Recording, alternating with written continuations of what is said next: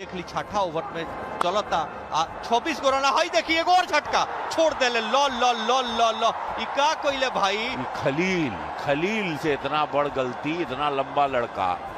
आए कैसे छोड़ देले, कैच हो हटे जब लोग के हाथ में से गेंदा सरक गइल बा, लेकिन ये जी बहुत बड़का मिस्टेक भइल। ये वेस्ट इंडीज के बड़ा धाकड़ बल्लेबाज होवन, मार के बुखार छोड़ा दी अगर सेट हो गइल त होए गजब हई देखो फिर से उठैले बड़े कहवा ले जाता पहरा जाता जाता फिर छक्का, बड़ा शानदार छक्का बाटे। एम्पायर दोनों हाथ छक्का मारा, लाजवाब शॉट रैली